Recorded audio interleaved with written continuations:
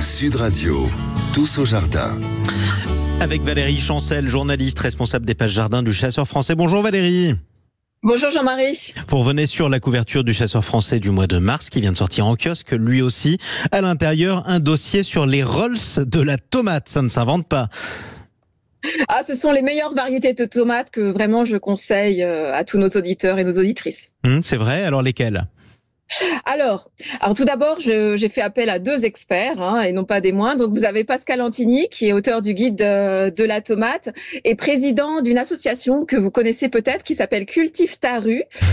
Si vous allez à la fête des plantes de Saint-Jean-de-Borgard, l'association qui organise un stand de dingue avec des centaines et des centaines de tomates de toutes les couleurs. Il faut savoir qu'il propose des graines de tomates. Il y en a 2649 variétés. Tenez-vous bien, 2649 variétés. Oui. Et j'ai aussi demandé l'avis de Nicolas Toutain, qui est chef jardinier au château de la Bourdésière, donc là où se trouve le potager conservatoire de la tomate.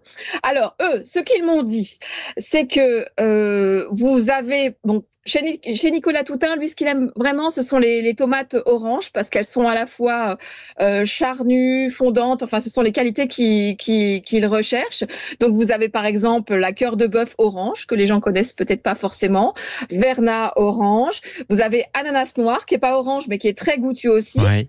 Et ce que me disait Pascal Antigny, alors lui, chez les vertes, encore plus savoureuses que Green Zebra, vous avez Del Nerpio Verde. Vous avez des tomates comme Rosa de Barbastro, qui est rose, qui est considérée comme l'une des meilleures au monde.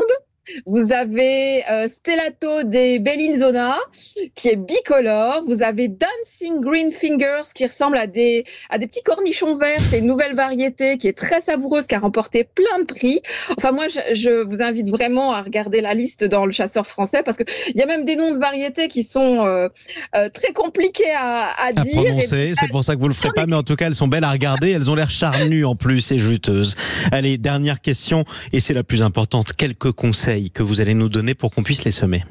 Oui, alors c'est vraiment maintenant qu'il faut s'y mettre. Alors déjà, il faut avoir une température entre 18 et 25 degrés.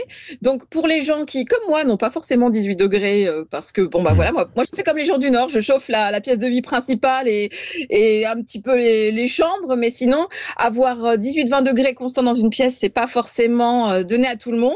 Donc vous pouvez vous aider avec une petite mini serre chauffante, ou alors ce qu'on appelle une nappe chauffante qu'on va mettre sous le semis, qui va maintenir comme ça très localement une température constante d'environ 18-20 degrés.